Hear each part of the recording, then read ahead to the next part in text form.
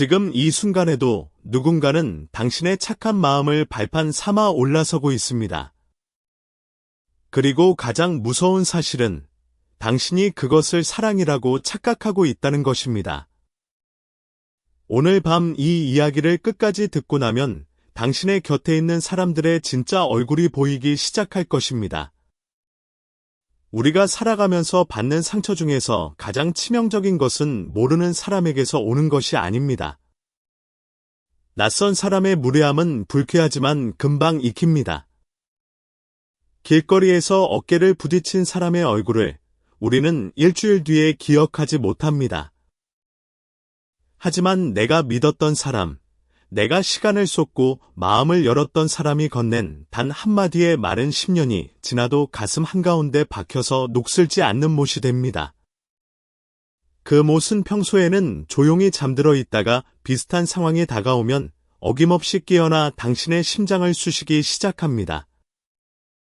인간의 뇌는 사회적 배척이나 관계의 갈등을 물리적 통증과 동일한 영역인 전측대상 피질에서 처리한다는 신경과학적 연구 결과가 있습니다. 이것은 단순한 비유가 아니라 생물학적 사실입니다.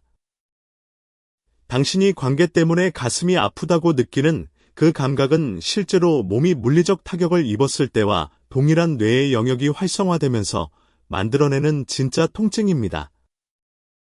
그러니까 누군가가 당신에게 내가 너무 예민한 거야 라고 말할 때 그 말을 절대 곧이곧대로 받아들이지 마십시오. 당신은 예민한 것이 아니라 실제로 맞고 있는 것이며 당신의 뇌가 그 고통을 정직하게 보고하고 있을 뿐입니다. 문제는 이 고통이 눈에 보이지 않는다는 데 있습니다.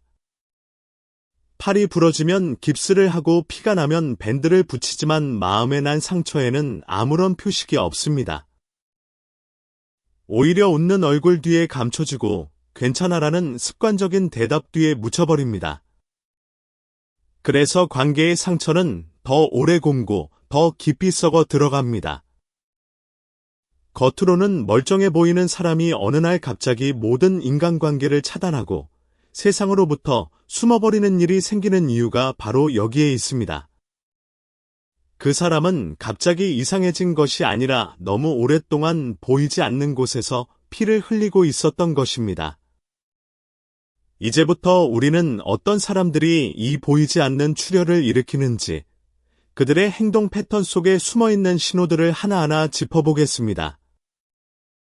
그리고 가장 중요한 것은 그런 사람들 곁에서 당신이 어떻게 자신을 지켜낼 수 있는지에 대한 구체적인 방법입니다.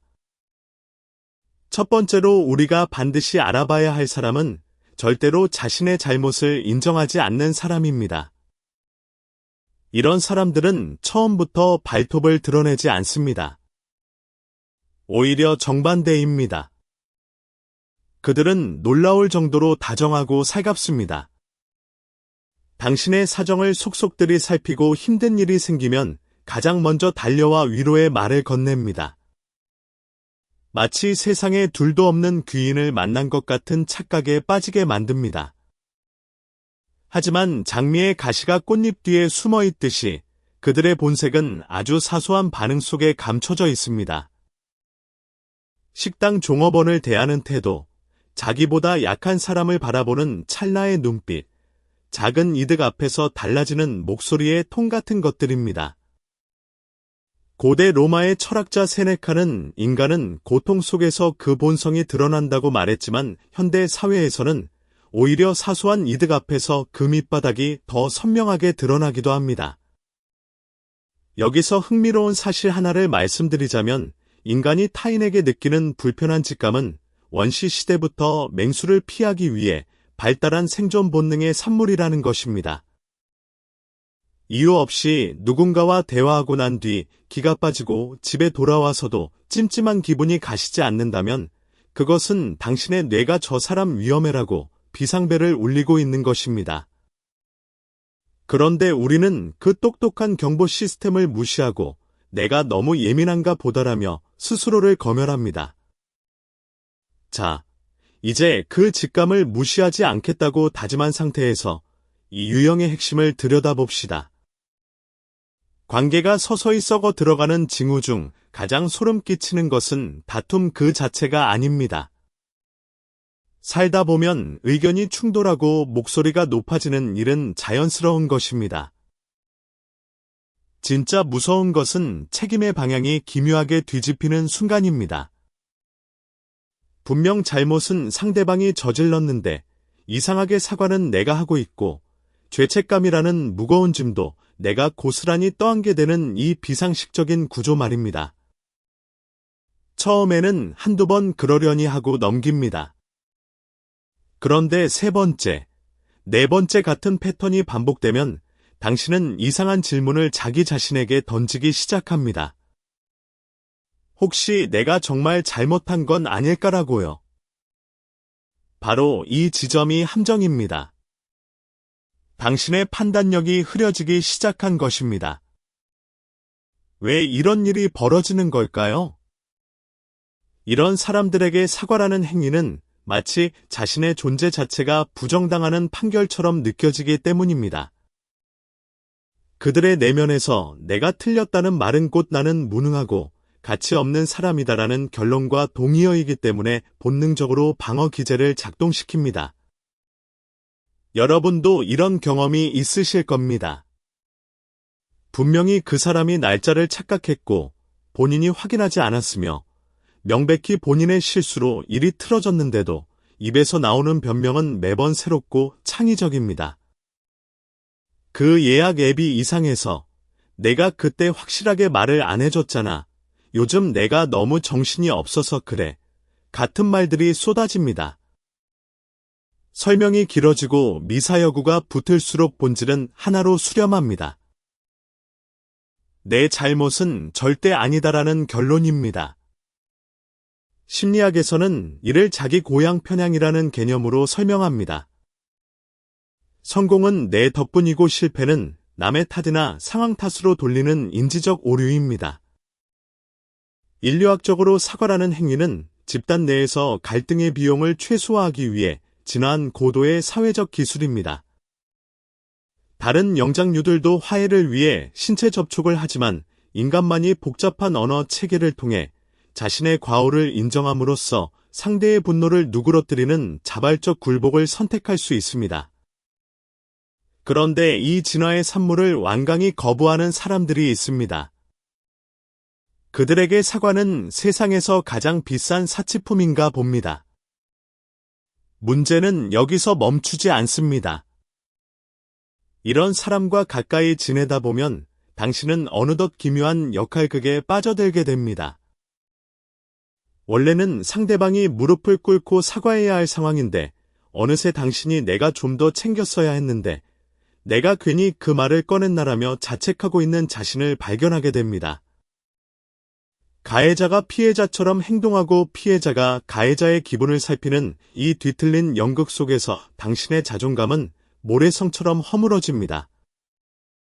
잘못은 저 멀리 있는데 비난의 화살은 당신의 가슴에 꽂히는 이 현상이 반복되면 결국 당신은 말수를 줄이게 됩니다. 또 갈등이 생길까봐, 또 내가 나쁜 사람이 될까봐 숨죽이며 눈치만 보게 됩니다. 어느 순간 당신의 관계는 소통이 아니라 관리가 되어버립니다. 상대방의 기분이 상하지 않게 비위를 맞추는 관리, 상대가 저지른 사고의 뒤처리를 대신하는 관리 말입니다. 냉정하게 말씀드리겠습니다. 그것은 우정도 아니고 사랑도 아닙니다. 그것은 일방적인 희생이자 감정적 노동일 뿐입니다. 조선의 대학자 다산 정약용 선생은 잘못을 인정하는 것이야말로 진짜 용기라는 가르침을 남기셨습니다. 자신의 허물을 직면할 줄 모르는 자는 결코 성장할 수 없으며 그런 자와 함께하는 사람은 결국 그 정체된 삶의 비용을 대신 지불하게 된다고 경고하셨습니다. 실제로 실수를 인정하지 못하는 사람은 배울 기회조차 얻지 못합니다. 모든 일이 남의 탓이니 스스로를 고칠 이유가 없지 않겠습니까? 매번 똑같은 실수를 반복하면서 그때마다 다른 핑계를 덧대는 그 지루한 되풀이를 옆에서 지켜보는 것은 고역이며 그 반복되는 실패의 여파는 고스란히 곁에 있는 당신에게 옵니다. 감정 쓰레기통이 된 기분이 드는 것은 당신이 예민해서가 아닙니다. 실제로 상대방이 자기 것을 당신에게 쏟아붓고 있기 때문입니다. 이런 상황에서 흔히 드는 생각이 있습니다. 그 사람도 어릴 때 상처가 많아서 저러는 걸 거야. 내가 좀 더 품어주면 변하지 않을까라는 온정 어린 마음입니다. 하지만 당신의 마음은 재활치료센터가 아닙니다. 사정이 있다고 해서 책임이 면제되는 것은 아니며 피곤하고 바쁘다고 해서 무례함이 정당화될 수도 없습니다. 인정할 줄 모르는 사람은 결국 누군가에게 책임을 떠넘길 준비가 된 사람이고 그 대상은 대개 가장 착하고 말이 없는 사람, 바로 당신이 됩니다. 착한 사람은 마지막까지 나만 참으면 조용해지겠지라고 생각하지만 그 인내심은 상대에게 더 괴롭혀도 된다는 허가증을 발급해주는 것과 다름없습니다.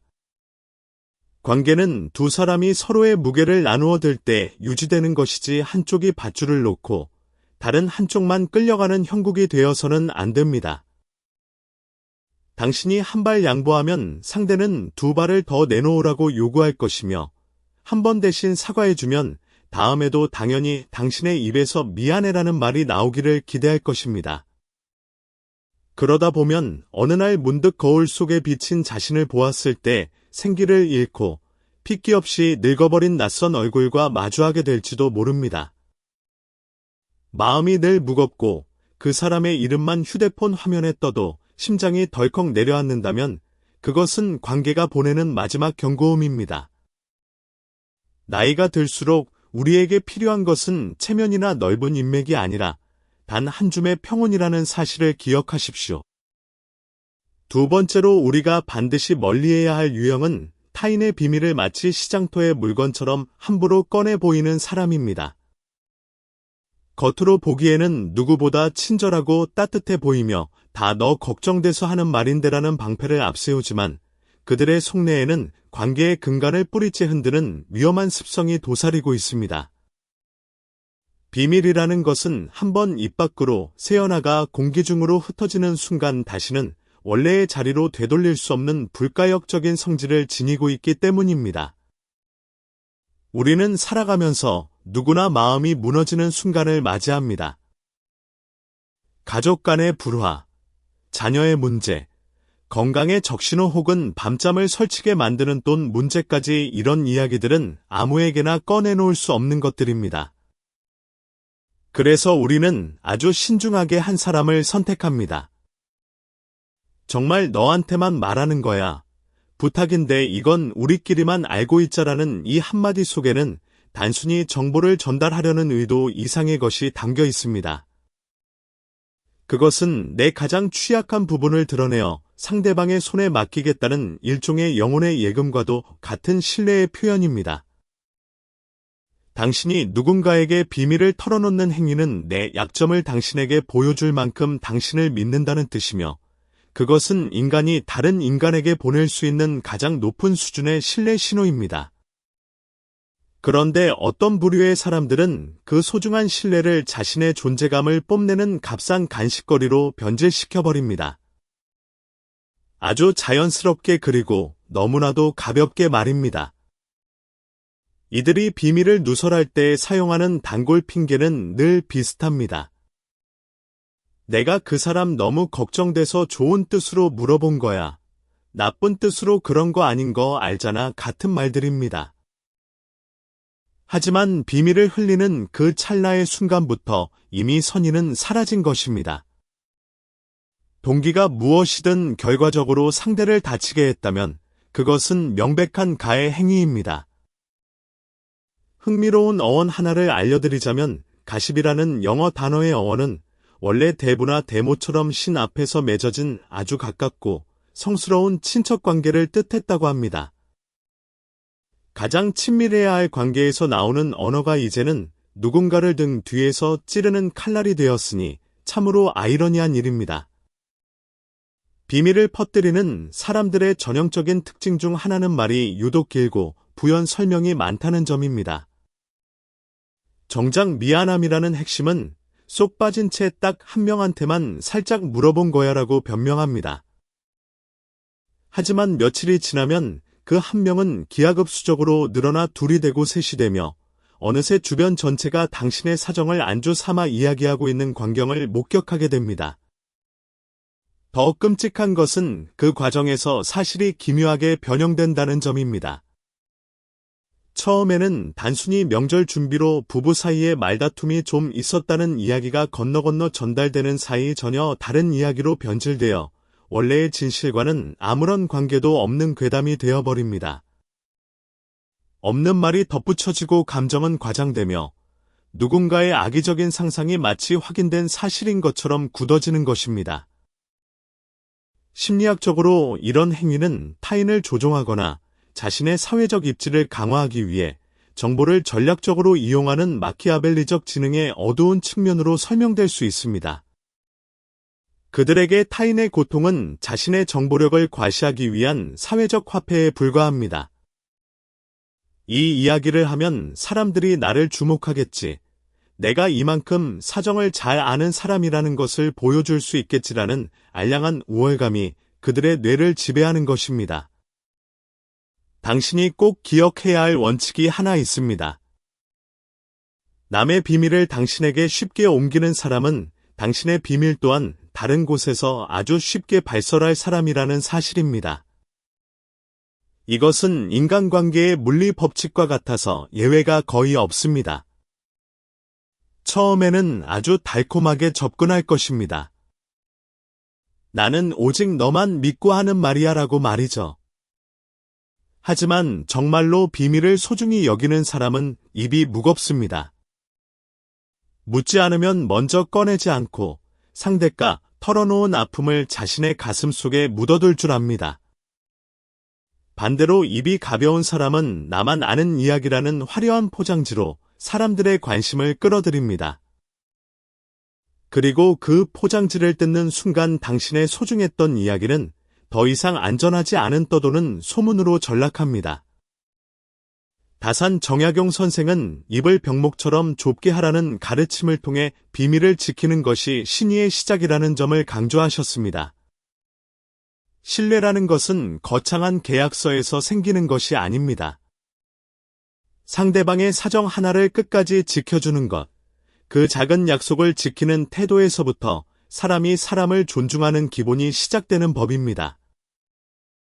비밀을 지키지 못하는 사람은 결국 상대를 하나의 인격체로 대하는 것이 아니라 자신의 욕구를 채우기 위한 수단으로 보는 것입니다. 그들이 당신의 이야기를 퍼뜨리는 이유는 당신을 걱정해서도 돕고 싶어서도 아닙니다. 단지 자신의 입과 조급한 감정을 통제할 능력이 없기 때문입니다. 자기 입 하나 단속하지 못하는 사람이 어떻게 당신의 삶을 진정으로 존중할 수 있겠습니까? 이런 상황에서 우리가 취해야 할 태도는 명확합니다. 따지고 싸우는 것은 큰 의미가 없습니다.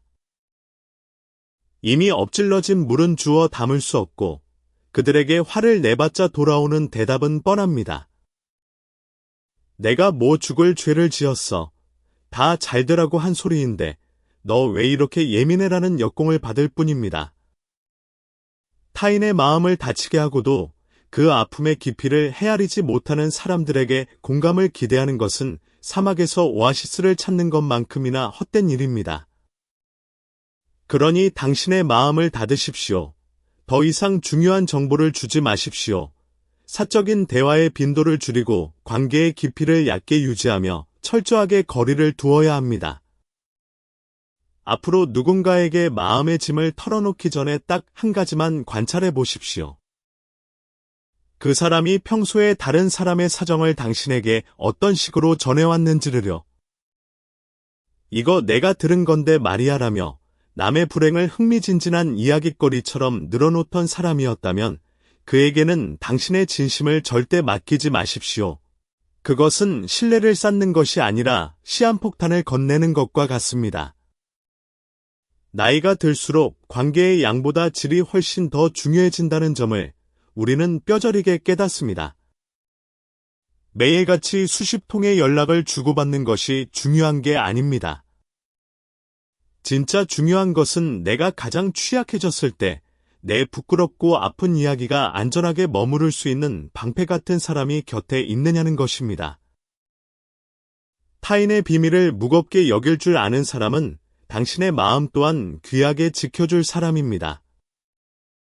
그런 사람은 드물기에 더없이 소중하고 반대로 당신의 이야기를 술자리 안주로 만드는 사람 곁에서 평온을 찾는 것은 불가능합니다.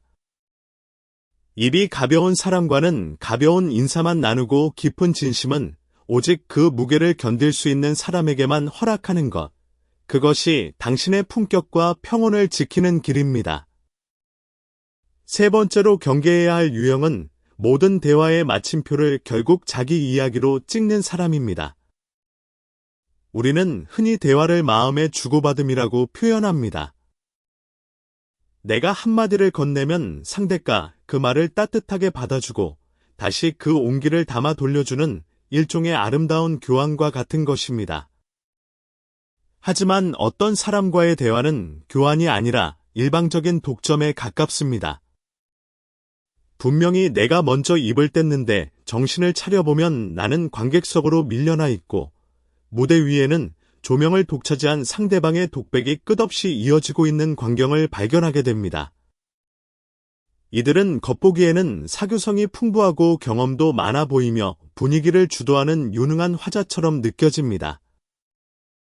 하지만 당신이 진짜 마음속 깊은 곳에 숨겨둔 아픈 이야기를 꺼내는 그 순간 대화의 공기는 급격히 뒤틀리기 시작합니다. 당신이 요즘 혈압이 좀 높아서 걱정이야라고 한숨 섞인 고민을 꺼냈다고 가정해봅시다.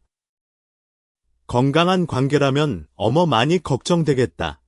병원엔 가봤어라는 위로가 먼저 나와야 합니다. 하지만 대화를 독점하는 사람들은 기다렸다는 듯이 당신의 말을 가로챕니다. 아, 혈압? 나도 예전에 고생 좀 했지. 내가 그때 특별한 건강법을 1년 동안 실천했거든. 그게 진짜 효과가 좋더라고라며 무려 20-30분 동안 자신의 건강 무용담을 늘어놓습니다. 당신의 건강 걱정은 어느새 상대방의 자기 자랑에 깔린 배경음악으로 전락해버린 셈입니다. 가족 문제로 마음이 무겁다고 하면 그 사람은 자기 자녀의 성공 이야기로 대화를 덮어버리고 무릎이 아프다고 하면 자기는 더 큰 수술을 할 뻔했다며 고통의 크기를 겨루려 합니다. 사회학자 찰스 더번은 이러한 현상을 대화적 나르시시즘이라는 개념으로 정의했습니다. 대화의 주도권을 끊임없이 자신에게로 돌리려는 이기적인 본능을 가리키는 말입니다. 하버드 대학교의 연구 결과에 따르면 인간이 자기 자신에 대해 이야기할 때 뇌의 보상 체계에서 도파민이 분출된다고 합니다. 이는 맛있는 음식을 먹을 때와 유사한 수준의 쾌감이라고 합니다. 그러니까 이들은 지금 당신과 소통을 하는 것이 아니라 당신의 귀를 빌려 자신만의 쾌락을 충족시키고 있는 중인 것입니다. 당신은 그저 그 무대의 관객 역할을 강제로 맡은 것에 불과합니다. 왜 이런 일이 생기는 걸까요? 근본적인 원인은 공감의 부재에 있습니다. 진정한 공감이란 상대방의 감정선을 따라가며 지금 당신이 참 힘들겠구나를 온몸으로 느끼는 능력입니다. 하지만 공감 능력이 결여된 사람들은 상대의 말을 감정이 아닌 정보로만 처리합니다. 혈압이 높다는 말을 들으면 상대의 불안함을 읽는 것이 아니라 곧바로 자신의 경험 데이터베이스를 뒤져 해결책을 내놓는 데만 급급합니다. 그들에게 질문은 대화를 이어가기 위한 도구가 아니라 자기가 하고 싶은 말을 꺼내기 위한 마중물에 불과합니다. 너 요즘 어떻게 지내라는 질문은 사실 내가 요즘 얼마나 잘 나가는지 들어줄 준비된이라는 말의 다른 표현인 경우가 많습니다. 더 무서운 것은 이들이 대화를 은밀한 경쟁으로 만들어버린다는 점입니다. 당신이 슬프면 자기는 더 슬퍼야 하고 당신이 기쁘면 자기는 더 큰 경사가 있어야 직성이 풀립니다. 당신이 어딘가 아프다고 하면 그건 아무것도 아니야. 나는 더 심했어라며 당신의 고통을 사소한 것으로 치부해버립니다. 이런 관계가 반복되면 당신은 결국 입을 닫게 됩니다. 기쁜 일을 말하면 더 큰 자기 자랑에 묻힐 것 같고 슬픈 일을 말하면 더 큰 불행으로 압도당할 것 같으니 아예 말을 꺼내지 않는 쪽을 택하는 것입니다. 관계가 깊어지는 것이 아니라 당신이라는 존재 자체가 조금씩 지워져가는 관계가 되는 것입니다. 다산 정약용 선생은 듣는 것이 말하는 것보다 훨씬 어렵고 귀하다는 깊은 통찰을 남기셨습니다. 말을 잘하는 기술은 학문으로 익힐 수 있지만 남의 말을 온전히 들어주는 것은 성숙한 인격과 절제가 없으면 불가능하기 때문입니다. 들어준다는 것은 상대의 말이 끝날 때까지 내 안의 조급함을 억누르는 인내이고 상대의 감정을 귀하게 여기는 존중의 태도입니다. 이 절제가 없는 사람은 상대를 한 명의 인격체로 만나는 것이 아니라 단지 자기가 비치는 거울로만 사용하는 셈입니다. 한번 냉정하게 돌아보십시오. 지금 당신 곁에 있는 그 사람에 대해 당신은 얼마나 많은 것을 알고 있습니까?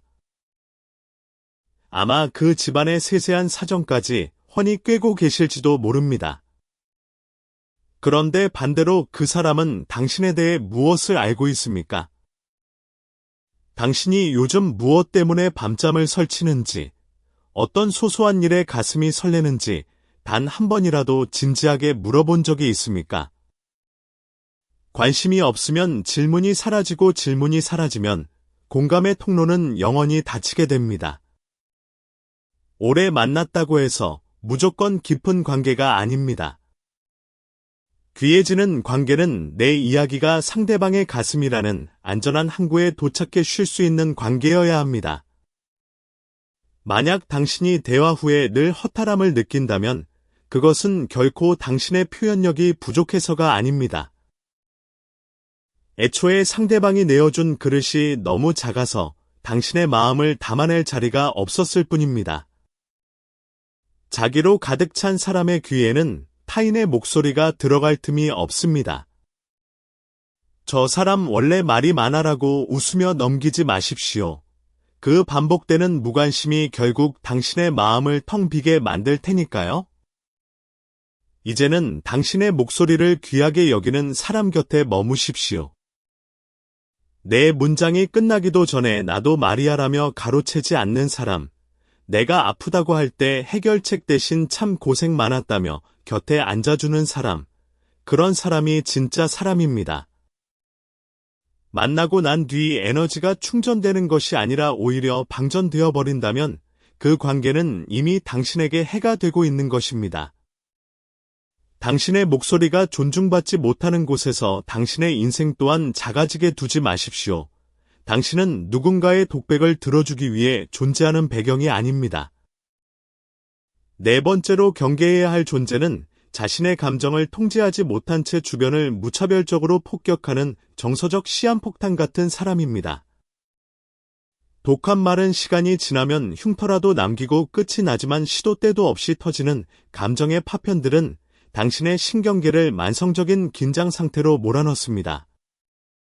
약속 장소에 가기 전부터 오늘은 기분이 어떨까라며 상대의 기분을 먼저 살피고 있다면 당신의 몸은 이미 그 관계를 재난 지역으로 분류한 것입니다. 이런 사람들의 특징은 아주 사소한 지점에서 갑자기 감정의 엔진이 과열된다는 것입니다. 식당에서 음료가 조금 늦게 나왔다고 직원에게 날선 목소리를 높이거나 운전 중의 사소한 상황에 세상이 떠나가라 분노를 표출합니다. 정중한 사과를 받아도 그 분노는 쉽게 사그라들지 않습니다. 이쯤 되면 우리는 옆에서 인간 방파제 역할을 자처하며 수습하기 바빠집니다. 바빠서 그런가 보다. 그만해. 사람들이 다 본다라며 달래보지만 속으로는 이 정도 일로 저렇게까지 할 일인가라는 의구심이 듭니다. 맞습니다. 그 분노는 눈앞의 상황 때문이 아니라 그 사람 내면에 켜켜이 쌓인 결핍과 불안이 가장 만만한 대상을 찾아 터져나오는 방식일 뿐입니다. 뇌과학적으로 분노의 화학 반응이 몸 전체를 휩쓸고 지나가는 데 걸리는 시간은 단 90초라고 합니다. 이른바 90초 법칙입니다. 그 이후에도 계속 화를 내는 것은 본인이 의식적으로 그 분노의 불씨를 계속 지피고 있다는 뜻입니다. 그러니까 이들은 90초가 지난 뒤에도 당신을 연료 삼아 자신의 감정적 화력을 유지하고 있는 셈입니다. 흥미롭게도 이런 사람들의 분노 조절 능력에는 뚜렷한 비대칭성이 존재합니다. 자기보다 강한 사람 앞에서는 놀라울 정도로